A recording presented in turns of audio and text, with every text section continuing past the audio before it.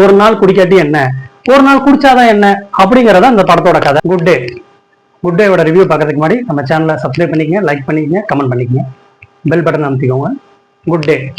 திருப்பூர்ல பனியன் கம்பெனி ஒன்றுல சூப்பர்வைசரா இருக்க நம்ம ஹீரோ அங்க மேனேஜரோட ஒரு சண்டை ஏற்படுது.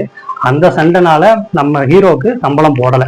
இந்த சம்பளம் போடாதனால மேனேஜரோட சண்டை, அதனால அவர் அவமானப்படுத்தப்படுறாரு. இந்த இன்பிட்வீன் கேப்ல பாத்தீங்க அப்படின்னா ஹீரோவோட ஒய்ஃப் ஒருத்தவங்க காமிக்கிறாங்க. அவங்க ஹீரோவுக்கு ஃபோன் பண்ணி சம்பளம் போட்டாச்சுன்னு ஒரு டார்ச்சர். இந்த டார்ச்சர்னால மேனேஜரோட ஏற்பட்ட சண்டைனால இதனால வர அவமானங்கள்னால நம்ம ஹீரோ என்ன பண்றாருன்னா, இன்னைக்கு நைட்டு நம்ம தண்ணி கட்டிக்கலாம், சரக்கடிக்கலாம் அப்படிங்கிற ஒரு முடிவுக்கு வராரு. நைட்டு சரக்கடிக்கிறாரு. அந்த ஒரு நாள் ஃபுல்லா அவர் எவ்வளவு சரக்கடிக்கிறாரு, அதனால எவ்வளவு பிரச்சனை ஏற்படுது, அதனால அவருக்கு மட்டும் இல்லாம அவர் கூட இருக்க எல்லாரோட வாழ்க்கையிலையும் அவர் எப்படி விளையாடுறாரு அப்படிங்கிறத ஒன்லைன் ஸ்டோரி.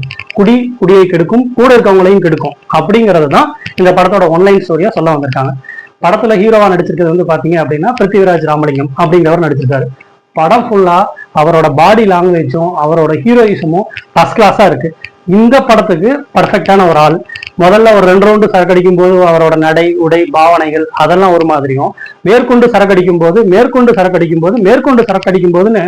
சரக்கு ஃபுல்லா ஓவர் மப்புல இருக்கான், முரட்டு குடி குடிச்சிருக்கான்னு சொல்லும் போது நடக்கிற விதமும், அவர் பேசுற பேச்சும், அவர் நடந்துக்கிற மௌபானையும் பக்காவா படத்துக்கு பொருந்திருக்குன்னே சொல்லலாம். படத்தோட இசை செம்ம ஃபர்ஸ்ட் கிளாஸா இருக்கு. எங்க தேவையோ அங்க அழகா போட்டிருக்காங்க. இவர் குடிச்சிட்டு இவரோட ஸ்கூல் லைஃப் காதலியான மைனா நந்தினி வீட்டுக்கு போய் பண்ற கலாட்டாவாகட்டும், பஸ் ஸ்டாண்ட்ல மைக்ல கத்துறதாகட்டும், காளி வெங்கட்டோட ஆட்டோல போய் சண்டை போடுறதாகட்டும், இது எல்லாமே படத்தோட அடுத்தடுத்த நகர்வுகளுக்கு ரொம்ப யூஸ்ஃபுல்லா இருக்கு. ரொம்ப காமெடியாவும் கலாட்டாவும் இருக்கு. ஆனா படம் ஸ்டார்டிங்ல இருந்து எண்டு வரைக்கும் வெறும் குடி, போதை, மப்பு இதை பத்தியே சொல்லி இதுலயே ஹீரோவோட கேரக்டரை ரொட்டேட் பண்ணிட்டே போயிட்டு இருக்கிறதுனால அந்த கேரக்டர் ஆடியன்ஸ் ஆன நம்மளோட கொஞ்சம் கூட சிங்க் ஆகல. அதனால படத்தோட செகண்ட் ஹாஃப் இப்படிதான் இருக்க போகுது, இதைத்தான் முடிக்க போறாங்கிற ஒரு மென்டல் ஃபீல் நமக்கு ஃபர்ஸ்ட் ஹாஃப்லயே நமக்கு வந்துருது.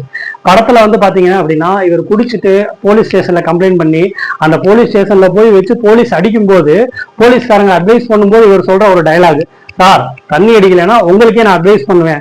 அந்த டயலாக் எல்லாம் தியேட்டர்ல கிளாப்ஸ் வாங்கக்கூடிய அளவுக்கு ரொம்ப அற்புதமா பண்ணியிருக்காங்க.